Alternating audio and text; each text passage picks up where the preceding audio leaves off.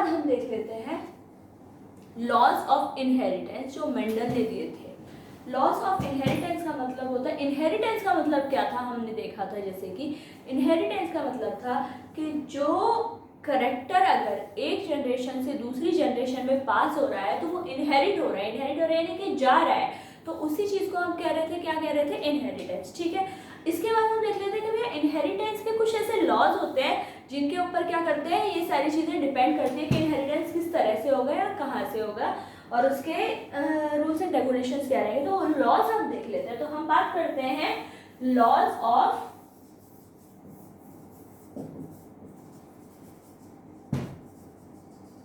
Inheritance की। तो अगर हम लॉज ऑफ इनहेरिटेंस की बात करें तो हम कह रहे हैं कि भैया लॉज ऑफ इनहेरिटेंस जो होते हैं वो हमारे पास 3 लॉज होते हैं। 3 लॉज कौन कौन से होते हैं?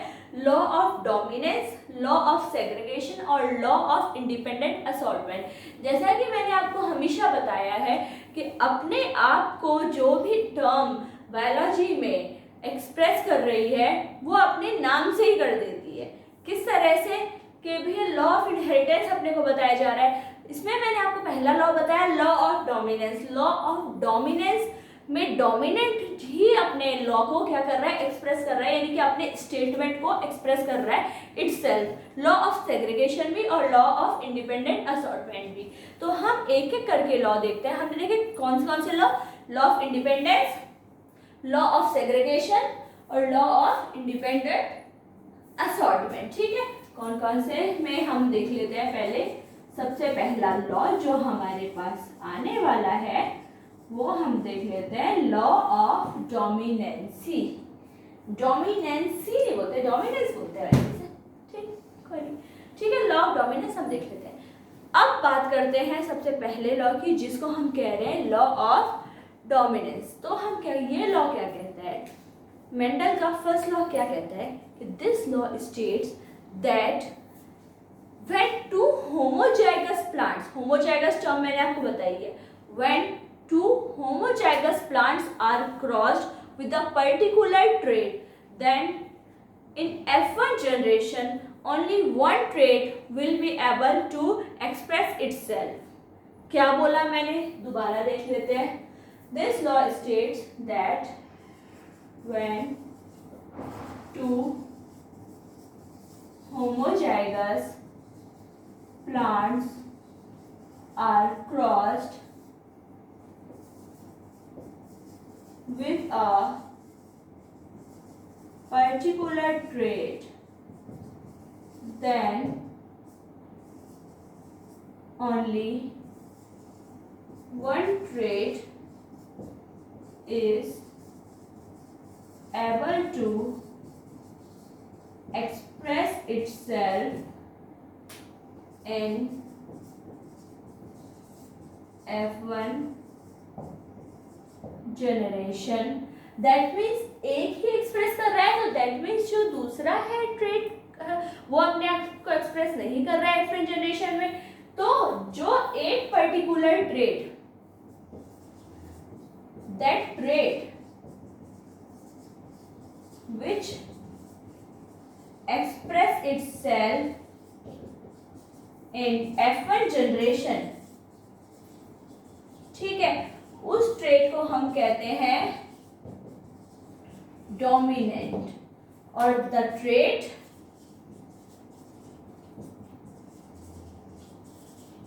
which is unable to express itself in F1, we are talking about only F1 generation here, okay? And this is called the recessive. तो ये क्या कह रहा है लॉ कि whenever two homozygous plants, example देखते हुए चलते हैं। अगर हमने बात करी है कि हाइट ऑफ द प्लांट के बारे में बात कर रहे हैं भैया, ठीक है ना, तो टू होमोजाइगस यानी कि इसमें टॉल और ड्वार्फ होता है, तो two homozygous plants, two homozygous ये और ये हम दोनों को लेंगे ना, टॉल और ड्वार्फ, डोमिनेंट और रेसेसिव दोनों कैरेक्टर लेने पड़ेंगे ना हमें। क्रॉस करवाएंगे तो दोनों तरह के प्लांट्स के करवाएंगे हम, अगर हाइट ऑफ द प्लांट ले रहे हैं। ऐसा थोड़ी हम क्या करेंगे सिर्फ टॉल टॉल का करवा रही है, टॉल टॉल का क्रॉस करवा रहे हैं, तो फिर क्रॉस की जरूरत ही कहाँ आ रही है, क्यों नहीं आ रही है, क्योंकि हमें क्रॉस की प्योर लाइन चाहिए होगा तो हम उनका क्रॉस करवाएंगे ना, या फिर सेल्फ पॉलिनेशन करवा रहे हैं, ठीक है।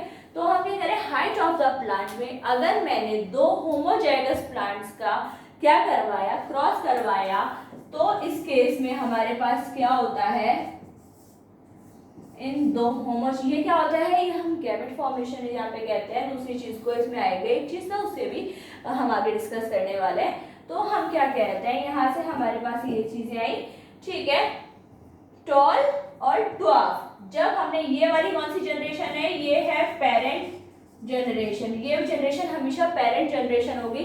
तो जब हमने when two homozygous plants of the particular trait are crossed, ठीक है ना, are crossed, then only one character is able to express itself in F1 generation। ये जनरेशन कौन सी जनरेशन है, this generation is F1 generation, only one character, that means tall।